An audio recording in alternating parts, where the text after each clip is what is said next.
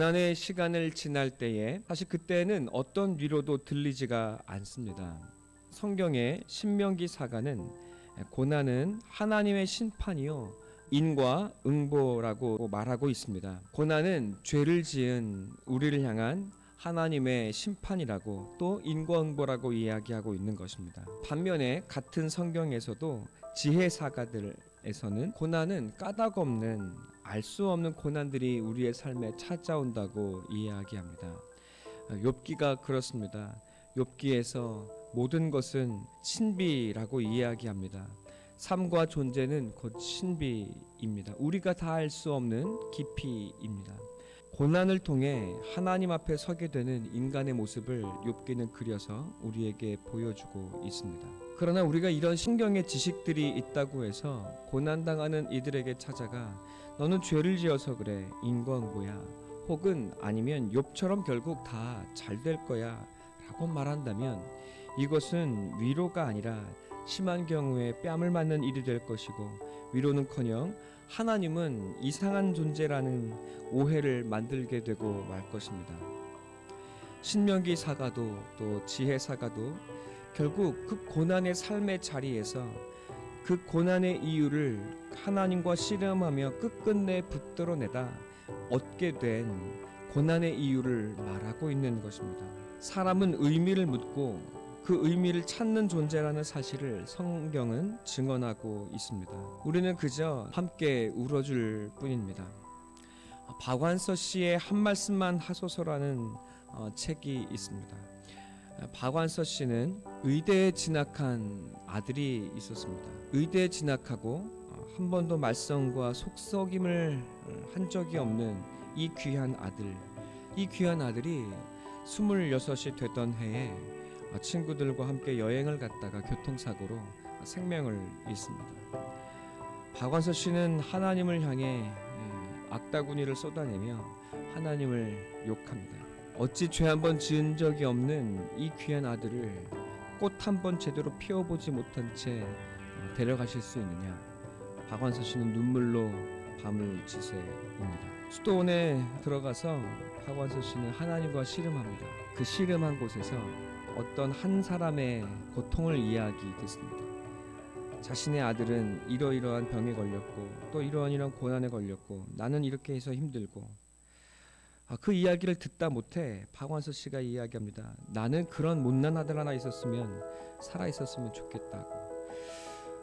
그 자리를 박차고 일어나 방에 들어간 박완서가 하나님과 씨름합니다. 하나님 왜 내 아들은 데려가셨습니까?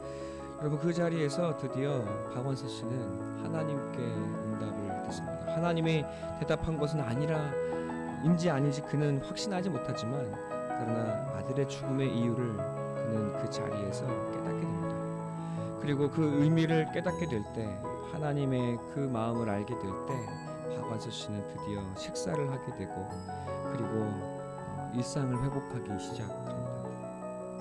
고난의 의미를 그는 깨달았던 것입니다. 요셉은 숱한 고난을 겪었습니다. 그러나 결국 총리가 되었고 그 총리가 된 자리에서 자신의 사명을 감당하게 될 때 그 고난의 이 의미를 깨닫게 됩니다. 요셉은 보디발의 감옥에서 애굽의 정치와 경제, 궁정의 법도를 본의 아니게 배우게 되었습니다. 또 고난을 통해 하나님과 동행하며 하늘의 뜻을 아는 자로 훈련받았습니다. 돌이켜보니 하나님의 훈련이 아닌 것이 없었고 또 치밀한 계획이었습니다.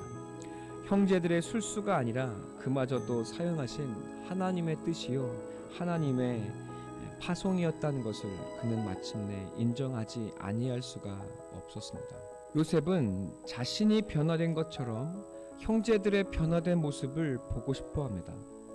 형제들이 자신을 죽이고 거짓으로 감추었던 아무 일 없었던 것처럼 집에 돌아가 일상을 살았던 극악무도했던 그 사람 그대로인지 아니면 하나님의 훈련을 받고 또 하나님의 징계를 받고 그것을 아파하며 눈물로 후회하며 여러분 새 사람이 되어 의로운 삶을 살아가고 있을지 요셉은 궁금히 여기고 있습니다.